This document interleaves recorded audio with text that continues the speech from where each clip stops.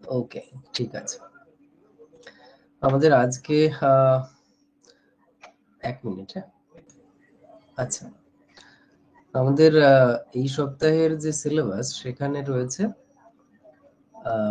সাহিত্যের ইতিহাসে কাব্য কবিতার শেষ দুজন।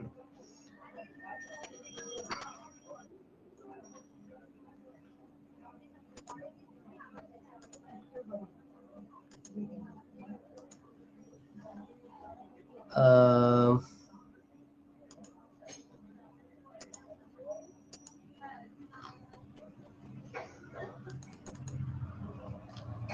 এবার আমাদের সম্ভবত এই 16 নম্বর পরীক্ষাটা হবে, তাই না? সেখানে কাব্য কবিতাতে রয়েছে সুভাষ মুখোপাধ্যায় আর শক্তি চট্টোপাধ্যায়। আজকে এই দুটো হবে। কালকে টেক্সটের ক্লাসে কাজলা দিদি, ডাক টিকিট, যাত্রা, অধ্যয়ন ও জ্ঞান লাভ, এই কটা হবে। আমি বলেছি যে প্রত্যয়টা আপাতত পরীক্ষাতে থাকছে না। আমি জানি না তোমাদেরকে ক্লাসটা নিতে পারবো কিনা। অন্য ব্যাচে আসলে অফ রেখেছি এই কটা দিন এই মাসে। তোমরা নতুন ব্যাচ বলে তোমাদেরকে অফ করা হয়নি। ওকে, আচ্ছা। 1 মিনিট, আসলে হয়েছে কি, একজন স্টুডেন্ট ও বোধহয় জয়েন হতে পারছে না, ফোন করেছে। আমি একটু ধরে নিই, হ্যাঁ। আচ্ছা রূপা, নোটগুলো আমি এই মাসের শেষেই দেওয়ার চেষ্টা করছি, হ্যাঁ। এই মাসটার 30 তারিখের পরই তোমরা নোট পাবে, ঠিক আছে? আগামী মাসের ফার্স্ট উইকের মধ্যে একটা একটা পার্টের নোট একসঙ্গে দেওয়া হবে, ঠিক আছে? প্রথম সপ্তাহের মধ্যে গোটা নোটটাকে ক্লিয়ার করে দেওয়া হবে। আচ্ছা, শুরু করি আমরা।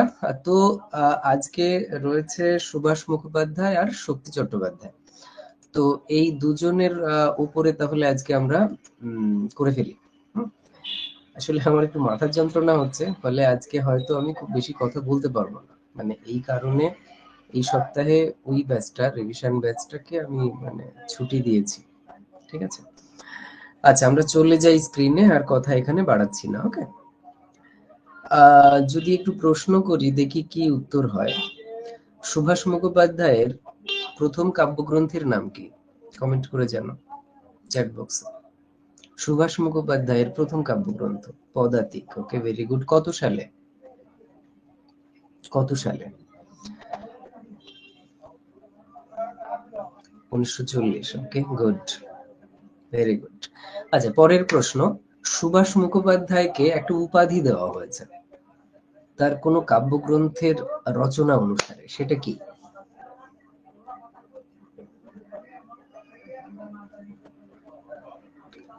পদাতিক কবি, ভেরি গুড, পদাতিক কবি। আচ্ছা, এই রকম কবিতা বা কাব্যের নাম অনুসারে আর কাউকে এরকম কোনো উপাধি দেওয়া হয়েছে বাংলা সাহিত্যে কবিতার ক্ষেত্রে? আর কাউকে বলে দিতে হবে কে সে, বলতে হবে সে কে।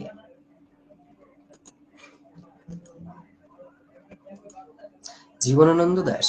আচ্ছা, রূপসী বাংলার কবি। ওকে, গুড, রূপসী বাংলার কবি। তিমির হননের কবি, হ্যাঁ, এটাও বলা হয়েছে তিমির হননের কবি। ওকে, আর কিছু? এটাও বলা হয়েছে, আর কিছু? রবীন্দ্রনাথকে বলা হয়েছে ভানু সিংহ। হ্যাঁ, বলা ঠিক আছে। পল্লী কবি জসীমউদ্দিন। জসীমউদ্দিনের পল্লী কবি বলে তো কোনো কবিতা নেই, না? আমি বলছি কবিতা বা কাব্যগ্রন্থ, এটার উপর বেস করে, যেমন পদাতিক কবি, হ্যাঁ, পদাতিক কাব্যগ্রন্থটাই। এবার সেই নামের মধ্যে একটা ব্যঞ্জনা আছে যে তিনি পদাতিক, তিনি হেঁটে হেঁটে সাধারণ মানুষের জীবনে মাটির সাথে তার কানেকশন আছে। নজরুল ইসলামের, ভেরি গুড। মুনিরা, রূপা, ওকে, বিদ্রোহী কবি, গুড, বিদ্রোহী কবি। দীনেশ দাস কাস্তে কবি, ওকে, ছন্দা, ভেরি গুড, ঠিক আছে, ওকে, গুড। এবার আবার আমরা সুভাষ মুখোপাধ্যায় ফিরে। সুভাষ মুখোপাধ্যায় পুরস্কার পেয়েছেন কোন কাব্যগ্রন্থের জন্য? পুরস্কার পেয়েছেন কোন কাব্যগ্রন্থের জন্য সুভাষ মুখোপাধ্যায় পুরস্কার পেয়েছেন কোন কাব্যগ্রন্থের জন্য?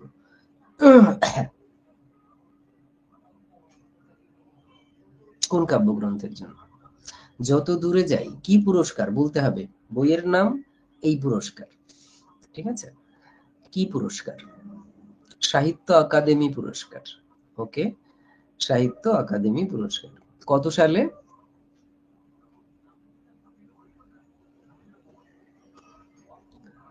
1964। ভেরি গুড, ঠিক আছে, 1964।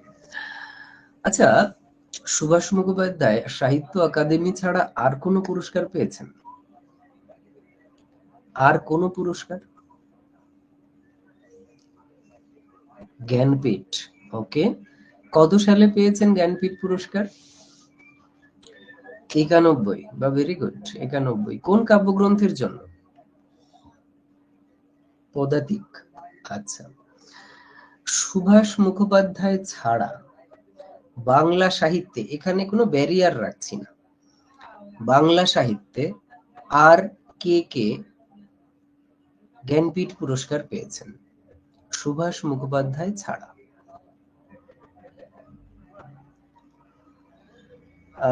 যত দূরে, মামনি কি লিখলে? যত দূরে, আশাপূর্ণা দেবী লিখছো না? আশাপূর্ণা দেবী, ঠিক আছে, আশাপূর্ণা দেবী। আর কেউ? আর কেউ? বিষ্ণু দে। ওকে, আর কেউ কি পেয়েছেন? তারাশঙ্কর। ওকে, তারাশঙ্কর। আচ্ছা, আর কেউ পেয়েছেন? আমাদের সিলেবাসেই আরো আছেন সাহিত্যিক যারা জ্ঞানপীঠ পেয়েছেন। তারাশঙ্কর 3টে নাম এসছে, 4টে নাম, তারাশঙ্কর, সুভাষ মুখোপাধ্যায়, বিষ্ণু দে, আশাপূর্ণা দেবী। আর কি কোনো নাম তোমাদের জানা আছে? চলো ঠিক আছে, আমরা পরবর্তীতে আলোচনার সূত্রে আমরা দেখতে পাবো যদি কেউ পেয়ে থাকেন তো। ওকে, সুভাষ মুখোপাধ্যায় ফিরে আসি। বলো, ফুল ফুটুক এই কাব্যগ্রন্থটা কত সালে প্রকাশিত হয়? ফুল ফুটুক।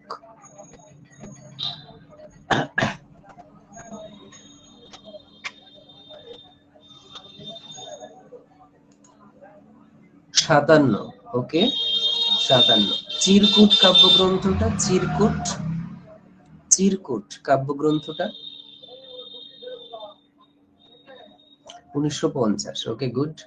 আচ্ছা, এবার আমি যে প্রশ্ন করব, আমি দেখতে চাইবো যে কে কত স্পিডে উত্তর দিতে পারে, কে কত স্পিডে উত্তর দিতে পারে, ঠিক আছে?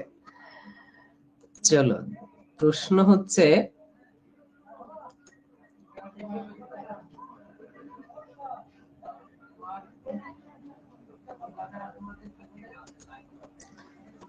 চতুর্দশপদী কবিতাবলী কার কাব্যগ্রন্থ?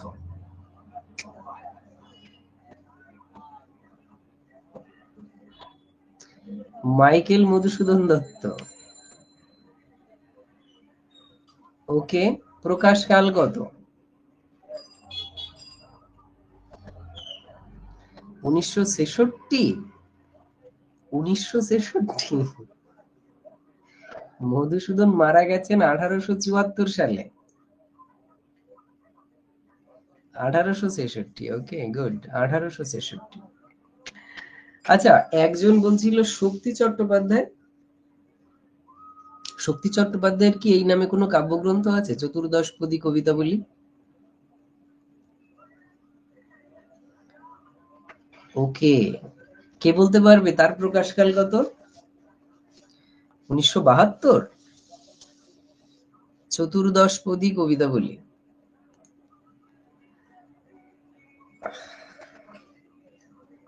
1970।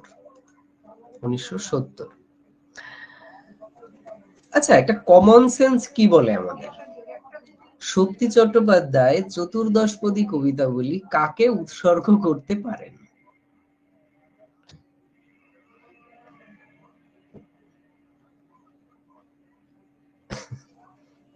ওকে, মাইকেল মধুসূদন দত্তকে। আচ্ছা আচ্ছা আচ্ছা, ওকে। পরের প্রশ্ন হচ্ছে, শক্তি চট্টোপাধ্যায়ের প্রথম কাব্যগ্রন্থ কত সালে প্রকাশিত হয়? শক্তি চট্টোপাধ্যায়ের প্রথম কাব্যগ্রন্থ কত সালে প্রকাশিত হয়? 1961। ওকে, প্রথম কাব্যগ্রন্থের নাম কি ছিল? নাম কি ছিল? হে প্রেম হে নৈঃশব্দ। ওকে, ভেরি গুড। হে প্রেম হে নৈঃশব্দ, গুড। পাবলো নেরুদার কবিতা অনুবাদ করেছেন কে? শক্তি চট্টোপাধ্যায় নাকি সুভাষ মুখোপাধ্যায়? নেরুদার কবিতা কে অনুবাদ করেছেন? শক্তি চট্টোপাধ্যায় নাকি সুভাষ মুখোপাধ্যায়?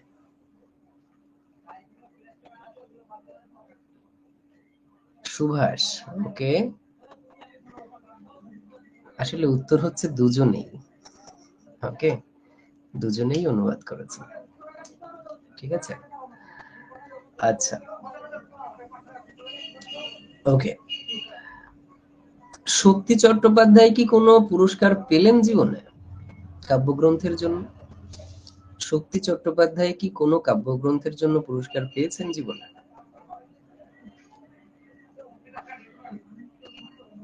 আকাদেমি পুরস্কার। ওকে, কোন কাব্যের জন্য আকাদেমি পুরস্কার পেয়েছেন? যেতে পারি কিন্তু কেন যাব। Very good. আচ্ছা, যেতে পারি কিন্তু কেন যাব, এটার প্রকাশকাল কত? এটার প্রকাশকাল কত? 1983। ওকে, আচ্ছা, যেতে পারি কিন্তু কেন যাব, ঠিক এই কাব্যগ্রন্থের এই নাম অনুযায়ী আরেকটা নাম আছে ওর কাব্যগ্রন্থের, সেই নামটা কি কেউ বলতে পারবে? এই যাওয়া টাওয়া নিয়ে একটা কাব্যগ্রন্থ আছে।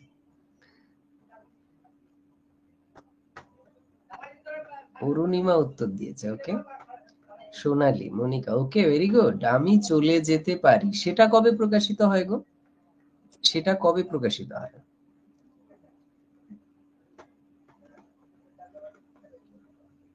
1980।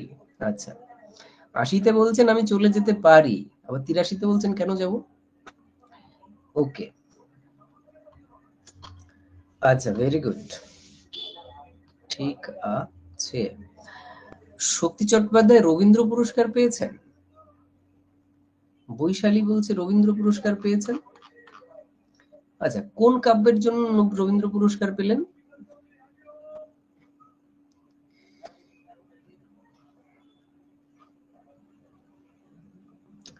ছবি আঁকে ছিঁড়ে ফেলে। ফেলি না, ফেলে। আচ্ছা, এটার প্রকাশকাল কত গো? এটার প্রকাশকাল কত?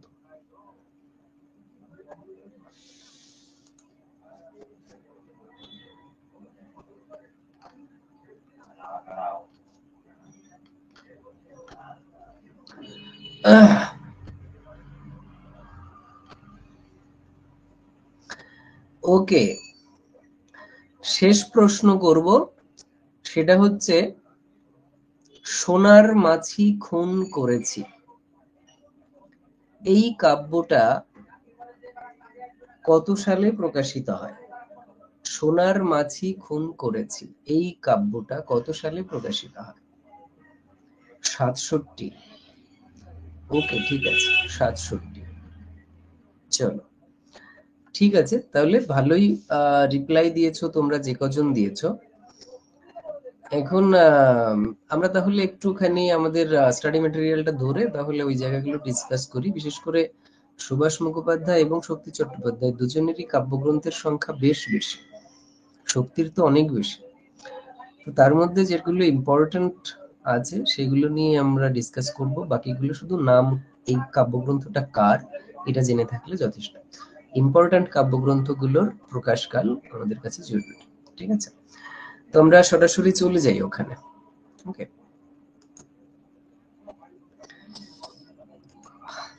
আচ্ছা,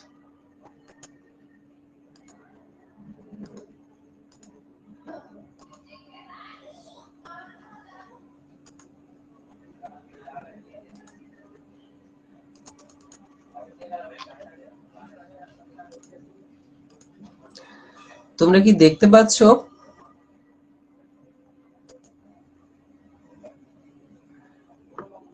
দেখতে পাচ্ছ কি? ওকে, ঠিক আছে, ঠিক আছে।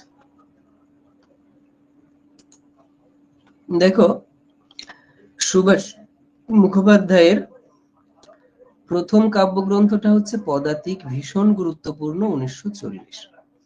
এই প্রথম কাব্যগ্রন্থের জন্যই সুভাষ এত বেশি জনপ্রিয় হয়ে পড়েন। অগ্নিকোণ 48 মুখস্থ রাখতে হবে, চিরকুট 50 এটাও মুখস্থ রাখতে হবে, ফুল ফুটুক 57। চারটে কাব্যেরই সাল মুখস্থ করে ফেলতে হবে। এরপরে আমরা যাব যত দূরেই যাই, বিখ্যাত কাব্য, 1962। কাল মধুমাস আরেকটা বিখ্যাত কাব্য, 1966। এরপরে ছেলে গেছে বনে, 1972। ওকে, এরপরে একটু পা চালিয়ে ভাই, এটা 1979।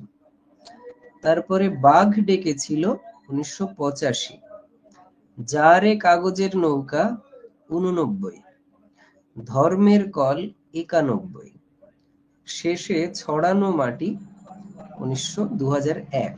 ওকে, এই যে কাব্যগ্রন্থগুলো, এই কাব্যগ্রন্থগুলোর সাল মুখস্থ করতে হবে।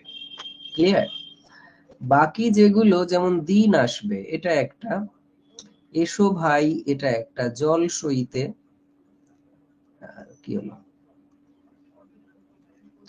রোদ উঠেছে চলো যাই, চই চই চই চই, একবার বিদায় দেমা, এইগুলো শুধু নামটা, এগুলো সুভাষ মুখোপাধ্যায়ের লেখা, এই নামটা মনে রাখা দরকার। সুভাষ মুখোপাধ্যায় কিছু কাব্যের অনুবাদ করেছেন, যেমন নেরুদার কবিতাগুচ্ছ অনুবাদ করেছেন 1973। নাজিম হিকমতের কবিতা, এইটার সালটা নিয়ে একটু কনফিউশন আছে বলে আমি এখানে দিইনি। ওকে, প্রচলিত সাল পাওয়া যায় কিন্তু সেটা আমি বলছি না। হাফিজের কবিতা চর্যাপদ অনুবাদ করেছেন সুভাষ মুখোপাধ্যায়। অনুবাদ তো আর হয় না, এটা হচ্ছে আধুনিক বাংলার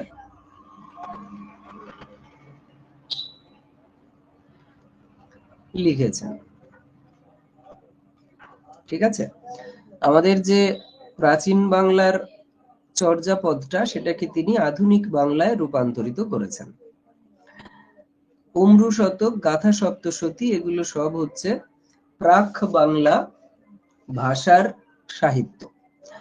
তো এর সাল তারিখ আমাদের পড়তে হবে না, শুধু চর্যাপদটা 1986 এইটা পড়তে হবে, বাকি সালগুলো আর পড়ার দরকার নেই এখান থেকে। কিন্তু নেরুদার কবিতাগুচ্ছ সুভাষ মুখোপাধ্যায় অনুবাদ করেছে, নাজিম হিকমত, হাফিজ, আর গাথা সপ্তশতী, অম্র শতক। আচ্ছা, এখানে যদি এরকম থাকে যে পাবলো নেরুদার কবিতা কে অনুবাদ করেন, সুভাষ মুখোপাধ্যায়, শক্তি চট্টোপাধ্যায়, দুজনেই, এদের কেউই নয়, চারটে অপশন, তাহলে উত্তর হবে দুজনেই। কিন্তু দুটো নাম আলাদা, আমরা শক্তি চট্টোপাধ্যায় এক্ষুনি গেলেই বুঝতে পারবো যে দুজনের কাব্যগ্রন্থের নাম আলাদা। এর কাব্যগ্রন্থের নাম পাবলো নেরুদার কবিতাগুচ্ছ, আর শক্তি চট্টোপাধ্যায়ের কাব্যের নাম পাবলো নেরুদার প্রেমের কবিতা। ঠিক আছে, আমরা সেটা একটু পরে দেখব। আচ্ছা, এইটুকুই ব্যাস। এই যে কটা বলা হয়েছে, এই কটা একটু সাল মুখস্থ করে ফেলবে, বাকি কটার শুধু বইয়ের নাম, এগুলো জানলেই যথেষ্ট। আচ্ছা, শক্তি চট্টোপাধ্যায়ের ক্ষেত্রে বইয়ের সংখ্যা আরেকটু বেশি। দেখো, এখানে প্রথম কাব্যগ্রন্থ হে প্রেম হে নৈঃশব্দ, 1961, খুব বিখ্যাত। তিন তরঙ্গ, মানে সুভাষ, অলোক রঞ্জন দাশগুপ্ত আর শক্তি চট্টোপাধ্যায়, তিনজন, মানে অ্যাকচুয়ালি তখন তো ওদের টাকা পয়সা বিশেষ ছিল না, সবই বেকার ছেলে পেলে, তো সেজন্য একার পক্ষে একটা কাব্যগ্রন্থ বের করা খুব চাপের ব্যাপার, নিজেদের পকেটের পয়সা খরচ করে এই কবিতার বইগুলো বের করতে হতো। তার ফলে কি করলেন এই সুভাষ মুখোপাধ্যায়, তিনি কিছু টাকা দিলেন, তার কিছু কবিতা, অলোক রঞ্জন দাশগুপ্ত তার কিছু কবিতা, আর শক্তি চট্টোপাধ্যায়ের কিছু কবিতা, তিনজনের কিছু কিছু কবিতা নিয়ে একটা কাব্যগ্রন্থ বের করা হলো, নাম দেওয়া হলো তিন তরঙ্গ, মানে এই তিনজনের কবিতা ওখানে ছিল। এটার সাল তারিখ আমাদের পড়তে হবে না। অনন্ত নক্ষত্র বিথি তুমি অন্ধকারে, শুধু নামটাই যথেষ্ট, সাল মুখস্থ করা খুব বেশি প্রয়োজন নেই। সোনার মাছি খুন করেছি, এর সালটা পড়তে হবে। আচ্ছা, হেমন্তের অরণ্যে আমি পোস্টম্যান ভীষণ গুরুত্বপূর্ণ কাব্যগ্রন্থ সাল তারিখের জন্য। এরপরে চতুর্দশপদী কবিতা বলি, এটাও গুরুত্বপূর্ণ, 1970। এরপরে প্রভু নষ্ট হয়ে যায়, এটা 1972। এরপরে হচ্ছেন, নিচের দিকে যেতে হবে আমাদের, এইখানে জ্বলন্ত রুমাল আর অস্ত্রের গৌরবহীন একা, এইগুলোর, বা এখানে ঈশ্বর থাকেন জলে, এইগুলোর সাল যদি পড়তে পারো খুব ভালো, না পড়লেও আর কি করা যায়। যদি কেউ সাল মুখস্থ করতে একদম কঠিন হয়, তারা এই তিনটে ছেড়েও দিতে পারো। আচ্ছা, এরপরে হেমন্ত যেখানে থাকে, 1977। ওকে, তারপরে নিচে চলে যেতে হবে, মানুষ বড় কাঁদছে, বিখ্যাত কাব্যগ্রন্থ শক্তি চট্টোপাধ্যায়ের, এবং এই কাব্যগ্রন্থে এই নামে কবিতাও আছে, সেটাও বিখ্যাত, 1978 প্রকাশিত হয়। এরপরে আমি চলে যেতে পারি, এটা 1980 প্রকাশিত হচ্ছে। অঙ্গুরিতর হিরণ্য জল, বিখ্যাত কাব্যগ্রন্থ, 1980। এরপরে যেতে পারি কিন্তু কেন যাব, এটা 1982। ওকে, আর প্রচ্ছন্ন স্বদেশ, এখানে এই ভুল হয়ে গেছে। আচ্ছা, এরপরে কোথাকার তরবারি কোথায় রেখেছো, এটাও গুরুত্বপূর্ণ, 1983। কক্সবাজারের সন্ধ্যা, 1984। ওকে, এরপরে ও চির প্রণম্য অগ্নি, এটা হচ্ছে 1985। এরপরে ছবি আঁকে ছিঁড়ে ফেলে, এটা 1991। আর এই দিকে আর বিশেষ কিছু নেই, দেখতে পারো কিছু মায়া রয়ে গেল, সকলে প্রত্যেকে একা, জঙ্গল বিষাদে আছে। যদি পারো এই সালগুলো পড়ে রাখতে পারো, যাদের মুখস্থ হয় না তারা আর কি করবে, ছেড়ে দিও। ওকে, তো শক্তি চট্টোপাধ্যায়ের ক্ষেত্রে সাল তাহলে কোনগুলো হচ্ছে, হে প্রেম হে নৈঃশব্দ, সোনার মাছি খুন করেছি, ওকে, তারপরে হেমন্তের অরণ্যে আমি পোস্টম্যান, প্রভু নষ্ট হয়ে যাই, অনন্ত নক্ষত্র বিধি তুমি অন্ধকারে, এটাও গুরুত্বপূর্ণ, ঠিক আছে। যদি পারো এর সালটা একটু মুখস্থ করতে পারো, যদি পারো।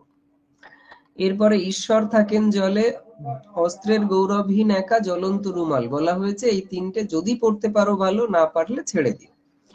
আচ্ছা, এরপরে হেমন্ত যেখানে থাকে, 77 পড়ার চেষ্টা করো, মানুষ বড় কাঁদছে অবশ্যই পড়তে হবে। ওকে, তারপরে আমি চলে যেতে পারি, খুব গুরুত্বপূর্ণ, অঙ্গুরিতর হিরণ্য জল, যেতে পারি কিন্তু কেন যাব, কোথাকার তরবারি কোথায় রেখেছো, কক্সবাজারের সন্ধ্যা ও চিরপ্রণম্য অগ্নি, আর এদিকে ছবি আঁকে ছিঁড়ে ফেলে। এই কটা অবশ্যই সাল পড়তে হবে, বাকিগুলোর ক্ষেত্রে যতটা পারবে করবে, আর একান্ত না পারলে আর কি করবে, ছেড়ে দেবে। ওকে, সুভাষ মুখোপাধ্যায় অনেক ধরনের কবিতা অনুবাদ করেছেন, ওমর খৈয়ামের কবিতা অনুবাদ করেছেন, সোহরাব রুস্তম কাব্যগ্রন্থের অনুবাদ করেছেন, কালিদাসের মেঘদূত অনুবাদ করেছেন, নেরুদার প্রেমের কবিতা অনুবাদ করেছেন।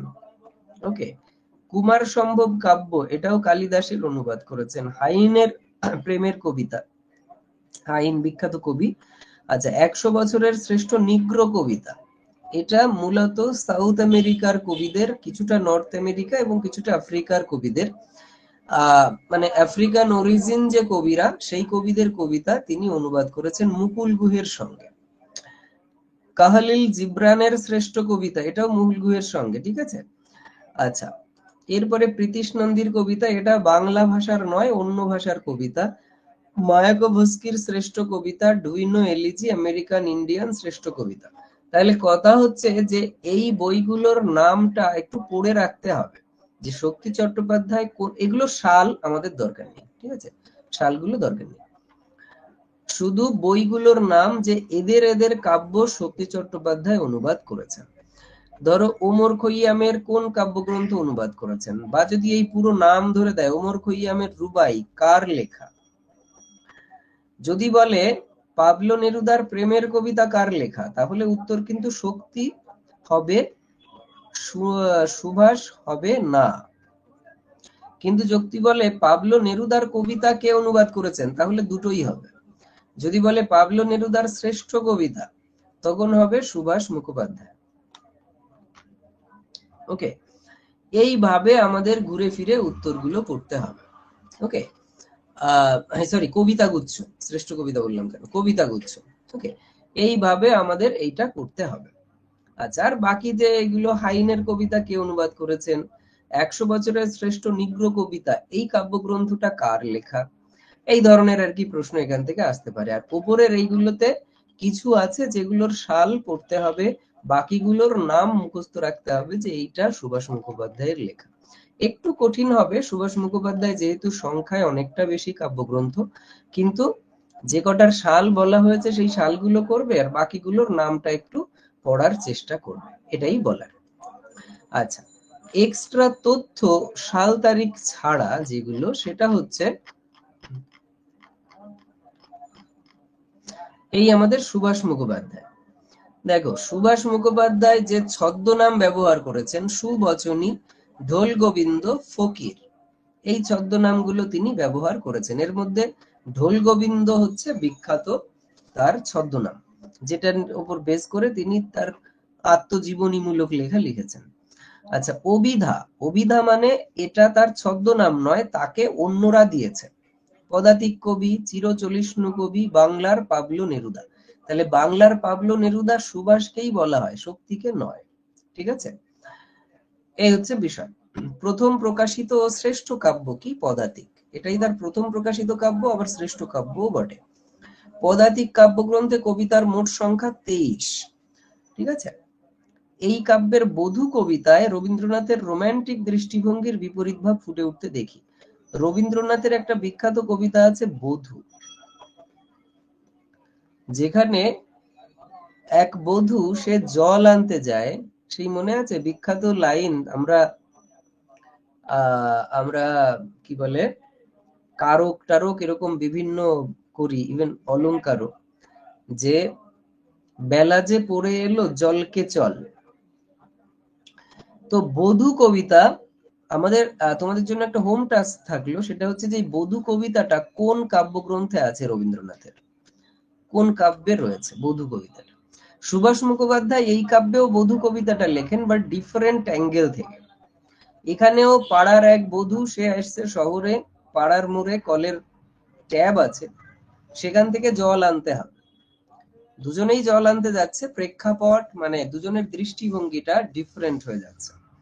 ওকে, এটা নিয়ে প্রশ্ন আসতে পারে।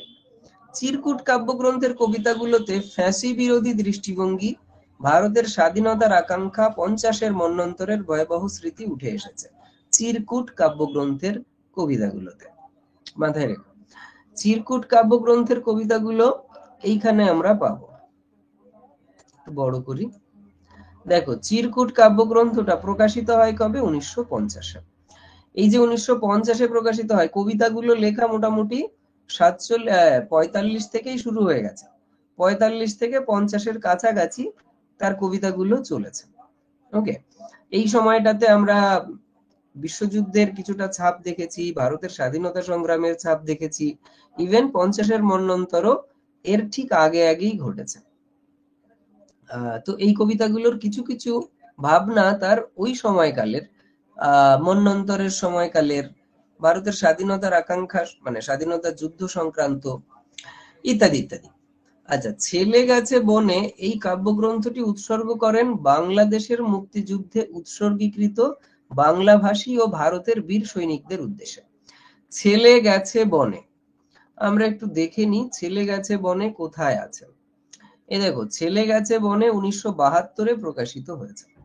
এই কাব্যগ্রন্থটা প্রকাশিত হয়েছে 1971 সালে, বাংলাদেশ স্বাধীন হয় পাকিস্তানের হাত থেকে 1971-এর ডিসেম্বর মাসে, 16ই ডিসেম্বর। এই দিনে পাকিস্তানি বাহিনীর কাছে আত্মসমর্পণ করে, ভারতীয় সেনাবাহিনীর কাছে আত্মসমর্পণ করে পাকিস্তান, এবং বাংলাদেশ স্বাধীন হয়। তো এর পরপরই এই কাব্যগ্রন্থ প্রকাশিত হয়েছে। তো এই কাব্যগ্রন্থের অনেক কবিতাতেও এই ভাবনা রয়েছে, সেখানে দেখা যাচ্ছে যে এই বিশ্ব মুক্তিযুদ্ধ, বাংলাদেশের যে স্বাধীনতা সংগ্রাম, ওরা তার নাম দিয়েছিল মুক্তিযুদ্ধ। এই মুক্তিযুদ্ধে বাংলাদেশের কিছু ছেলে মারা গেছিল, ইন্ডিয়ার কিছু সৈনিক মারা গেছিল, কারণ ইন্ডিয়া এই যুদ্ধে সক্রিয়ভাবে অংশগ্রহণ করেছিল। তাদের উদ্দেশ্যে এই কাব্যগ্রন্থটা উৎসর্গ করা হয়েছিল। মিছিলের মুখ কবিতাটি, এটা একটা বিখ্যাত কবিতা, আমাদের অনেকের গ্র্যাজুয়েশন বা এম এর লেভেলে পাঠ্য ছিল। মিছিলের মুখ কবিতাটা অগ্নিকোণ কাব্যগ্রন্থের অন্তর্ভুক্ত। ওকে, লোকটা জানলই না, আমাদের এইটে এই কবিতাটা পাঠ্য আছে এখন। মুখুজ্জের সাথে আলাপ, এটাও বিখ্যাত কবিতা। এই কবিতা দুটো যত দূরেই যাই কাব্যগ্রন্থের অন্তর্ভুক্ত। আর একাকারে, এটা আমাদের সিলেবাসে আছে, দেখবে এই কবিতাটার উৎস হচ্ছে বাঘ ডেকেছিল কাব্যগ্রন্থ। এই গোটা আমাদের একটু মনে রাখা দরকার। এরপরে বিপ্লব, বিদ্রোহ, প্রতিরোধকে কবিতার ভাষা করে তুলেছিলেন সুভাষ মুখোপাধ্যায়। স্বাভাবিকভাবেই তার কবিতায় একদিকে ছিল রাজনৈতিক চেতনা, কারণ তিনি অ্যাকচুয়ালি ছিলেন রাজনৈতিক নেতা, ফলে তার কাব্যগ্রন্থে রাজনৈতিক কথাই ছিল, কিন্তু সেটা সাধারণ মানুষের হয়ে এমন সুন্দরভাবে লেখা যে কাব্যগুণও সেখানে যথেষ্ট ছিল। 1964 সালে যত দূরেই যাই কাব্যগ্রন্থের জন্য সাহিত্য অকাদেমি পুরস্কার লাভ করেন। বানানটা একটু লক্ষ্য করো তো, অকাদেমি। ওকে, অকাদেমি, দেখতে পাচ্ছ? একটু বড় করে দিই, দেখো, অকাদেমি, ঠিক আছে? এইটা হচ্ছে কেন্দ্রীয় সরকার দেয় এই পুরস্কারটা। কেন্দ্রীয় সরকারের সাহিত্য সংক্রান্ত সংস্থার নাম সাহিত্য অকাদেমি। ওকে, সাহিত্য অকাদেমি। আর আমাদের পশ্চিমবঙ্গে একটা আছে, সেটার নাম পশ্চিমবঙ্গ বাংলা আকাদেমি। পশ্চিমবঙ্গ বাংলা আকাদেমি, ঠিক আছে? আকাদেমি, দয়েকারে দে, আকাদেমি, ঠিক আছে? এইটা মাথায় রাখতে হবে, বানানগুলো ভুল করো না। আচ্ছা, আমরা আবার এদিকে আসি। দেখো, এরপরে বলা হচ্ছে 1991 খ্রিস্টাব্দে পদাতিক কাব্যের জন্য জ্ঞানপীঠ পুরস্কার লাভ করেন। ওকে, এই হলো গিয়ে সামগ্রিকভাবে ব্যাপার। তাহলে জ্ঞানপীঠ পুরস্কার হচ্ছে ভারতের সাহিত্যের শ্রেষ্ঠ পুরস্কার। ওকে, সারা জীবনে যারা নাকি বিশিষ্ট সাহিত্যিক তারাই এই পুরস্কার পেয়ে থাকেন, খুব কম সংখ্যক সাহিত্যিক এই পুরস্কারটা পান। মূলত সারা জীবনের সাহিত্য কর্মের স্বীকৃতি স্বরূপ এই পুরস্কার দেওয়া হয়, তবে কোনো একটা বইয়ের নামে দেওয়া হয় এই মাত্র, কিন্তু এটা বেসিক্যালি লাইফ টাইম অ্যাচিভমেন্ট হিসাবে ধরা যেতে পারে। আচ্ছা, এরপরে আমাদের শক্তি চট্টোপাধ্যায়। শক্তি চট্টোপাধ্যায় যে ছদ্মনামগুলো ব্যবহার করেছেন নিজে, স্ফুলিঙ্গ সমাদ্দার, অভিনব গুপ্ত, রূপচাঁদ পক্ষী, শক্তিনাথ কাব্যতীর্থ, এই কটা গুরুত্বপূর্ণ বলে এখানে দেওয়া। প্রথম কাব্যগ্রন্থ হে প্রেম হে নৈঃশব্দ। কাব্যটির নামকরণ প্রথমে ভাবা হয়েছিল যম, নিকশিত হেম, কেলাসিত স্ফটিক, মানে শক্তি এই তিনখানা নাম ভেবেছিলেন। ওকে, কিন্তু ফাইনালি কাব্যের নাম দেওয়া হয় হে প্রেম হে নৈঃশব্দ। অবনী বাড়ি আছো, এটা একটা বিখ্যাত কবিতা, আর এই কবিতাটা ধর্মে আছো জিরাফেও আছো কাব্যগ্রন্থের অন্তর্গত। ওকে, অবনী বাড়ি আছো এই নামে কোনো কাব্যগ্রন্থ নেই, এই নামে আছে একটা উপন্যাস। আচ্ছা, আর এটা একটা কবিতা যেটা ধর্মে আছো জিরাফেও আছো এই কাব্যগ্রন্থের অন্তর্গত। এই কবিতায় ওয়াল্টার ভিলাথেয়ারের দ্য লিসেনার কবিতার ছায়া লক্ষ্য করা যায়।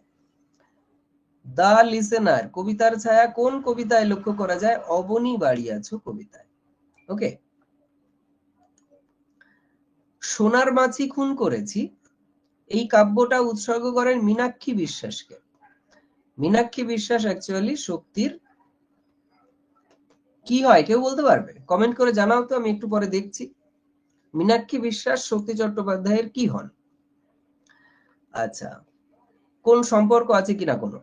চতুর্দশপদী কবিতা বলি কাব্যটি উৎসর্গ করেন মাইকেল মধুসূদন দত্তকে। ওকে, আমি দেখি কবিতাটা অঙ্কুরিতর হিরণ্যজল কাব্যগ্রন্থের অন্তর্গত। এটা আমাদের 12-এ এই কবিতাটা পাঠ্য আছে। হাংরি আন্দোলনের অন্যতম জনক শক্তি চট্টোপাধ্যায়।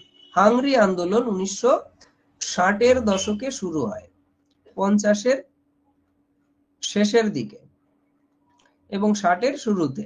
হাংরি আন্দোলন বাংলা সাহিত্যে একটা আন্দোলন, বিশেষ করে কাব্যে। এই আন্দোলন বলছে তার কাব্যে এই আন্দোলনের প্রভাব রয়েছে।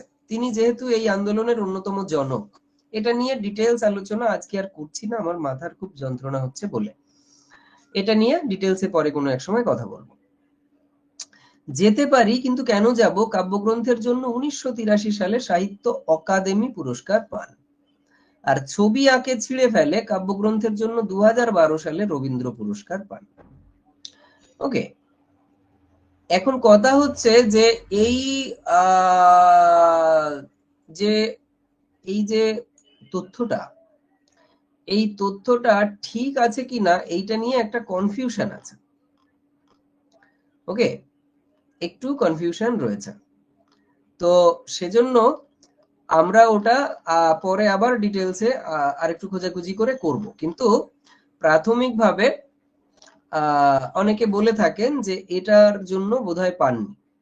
ঠিক আছে, দেখা যাক, আমরা পরে এটা নিয়ে কথা বলবো। আপাতত এইটুকু জানি যে এই হচ্ছে শক্তি চট্টোপাধ্যায়ের উপরে এক্সট্রা তথ্য।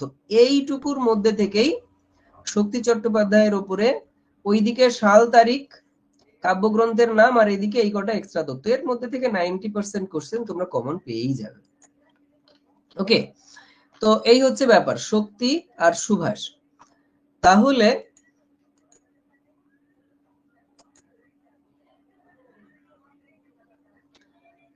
আচ্ছা, দেখি আমি এখানে ফিরে এলাম।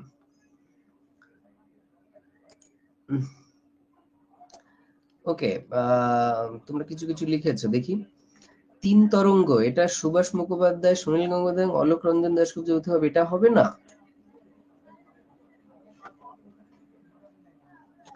আচ্ছা, আমি তাহলে দেখে বলবো, ঠিক আছে? হতেই পারে যে হয়তো ওটা ভুল হয়েছে, হতেই পারে। কারণ বেসিক্যালি আমি কাব্যগ্রন্থটা আমি দেখিনি। যেটা হয়েছে সেটা হচ্ছে যে শক্তি চট্টোপাধ্যায়ের বই থেকে আমি এখানে আছে নাকি, আচ্ছা এটা অন্য ঘরে আছে। হ্যাঁ, আমি একটু ওটা দেখে নিয়ে তোমাদের জানিয়ে দেবো। ঠিক আছে, ভেরি গুড। মানসীর অন্তর্গত বধূ কবিতা। ওকে, ভেরি গুড মামনি। কাব্যগ্রন্থ মানে কি কবিতার সমাহার, মানে কয়েকটি কবিতা মিলে? হ্যাঁ, কাব্যগ্রন্থ মানে তাই। মানসিক কাব্যের অন্তর্গত বধূ কবিতাটি। আচ্ছা, ওকে, ভেরি গুড, ঠিক আছে। আচ্ছা, ওয়াইফ, স্ত্রী, ঠিক আছে। মীনাক্ষী বিশ্বাস হচ্ছে শক্তি চট্টোপাধ্যায়ের স্ত্রী ছিলেন। এই হচ্ছে ব্যাপার।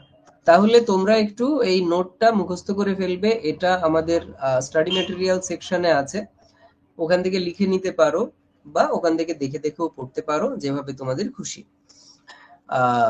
আগামী রবিবার তাহলে এর উপর পরীক্ষা হচ্ছে। কালকে আমাদের যেটা আছে সেটা হচ্ছে কি দেখলাম একটু আগে,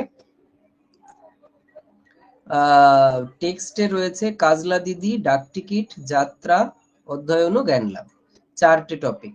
তাহলে এইটার উপরে একটু পড়ে নিয়ে তোমরা ক্লাসে বসবে, এর উপরে আমি প্রশ্ন জিজ্ঞাসা করব। ঠিক আছে, সবাই ভালো থেকো। হ্যাঁ, শুভরাত্রি।